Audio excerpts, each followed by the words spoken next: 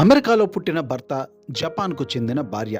కానీ ఈ ఇద్దరి జీవితంలో భారత్కు ఒక ప్రత్యేకమైన స్థానం ఉంది. ముఖ్యంగా ఉత్తరాఖండ్లోని బాగేశ్వర్ అంటే ఆ దంపతులకు ఎంతో ఆధ్యాత్మికమైన అనుబంధం. భర్త చివరి కోరికను నెరవేర్చేందుకు ఆయన మరణించిన కొన్ని సంవత్సరాల తరువాత భార్య వేల కిలోమీటర్లు ప్రయాణించి బాగేశ్వర్కు చేరుకుంది. భర్త అస్థికలను పవిత్ర సరయూ నదిలో నిమజ్జనం చేసి ఆయన చివరి కోరికను నెరవేర్చింది. జపాన్కు చెందిన మియాకో క్యాట్లెట్ తన భర్త రాబర్ట్ క్యాట్లెట్లను తీసుకుని ఆదివారం ఉత్తరాఖండ్లోని బాగేశ్వర్కు వచ్చారు.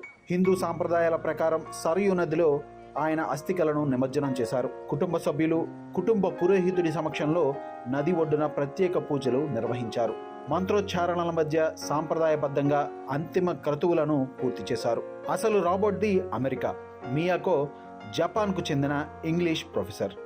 2005లో జరిగిన ఓ ఆధ్యాత్మిక కార్యక్రమంలో వీరిద్దరికీ పరిచయం ఏర్పడింది. ఆ పరిచయం క్రమంగా ప్రేమగా మారింది. 2007లో రాబర్ట్ భారత్కు వచ్చారు. ఆ సమయంలో మియాకోను కూడా భారత్కు రావాలని ఆహ్వానించారు. ఇద్దరూ కలిసి దేశంలోని పలు ప్రాంతాల్లో పర్యటించారు. ఆ ప్రయాణంలో బాగేశ్వర్ కూడా వారి జీవితంలో ప్రత్యేకమైన జ్ఞాపకంగా నిలిచిపోయింది.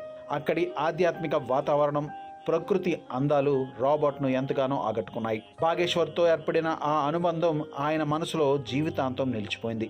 2009లో రాబర్ట్ మియాకో వివాహం చేసుకున్నారు. ఆ తర్వాత జపాన్లో స్థిరపడ్డారు. అక్కడ రాబర్ట్ ఇంగ్లీష్ ప్రొఫెసర్గా పనిచేశారు. అయితే 2022లో రాబర్ట్ తీవ్ర అనారోగ్యానికి గురయ్యారు. చాలా కాలం వైద్యం పొందినప్పటికీ చివరికి ఆయన కన్నుమూశారు.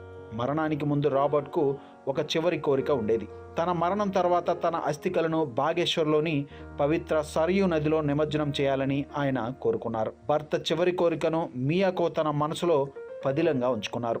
ఏళ్ల తర్వాత భర్త అస్థికలను వెంట తీసుకుని మియాకో మరోసారి బాగేశ్వర్కు చేరుకున్నారు.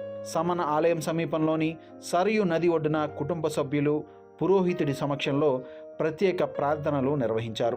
మంత్రోచ్చారణల మధ్య రాబర్ట్ అస్థికలను పవిత్ర సరయూ నదిలో నిమజ్జనం చేశారు. అమెరికాలో పుట్టిన రాబర్ట్, జపాన్కు చెందిన మియాకో ఇద్దరి జీవితాలను కలిపిన ఒక ఆధ్యాత్మిక బంధం మాత్రం భారత్తో ముడిపడి ఉంది. ముఖ్యంగా బాగేశ్వర్ వారి జీవితంలో ఒక మధురమైన జ్ఞాపకంగా నిలిచిపోయింది.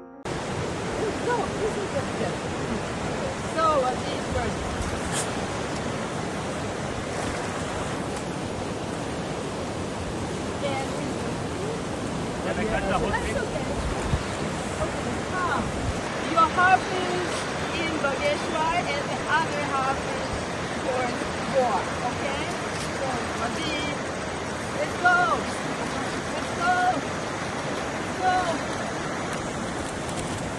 Okay.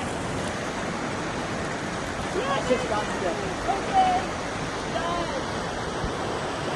大曼那拉ゴンゴンナブグオン実上大音教主音師釈迦牟尼仏縁の大同志宗祖ナブ日蓮大菩薩六中不老僧の阿修मंत्रा पढ़ रहे हैं।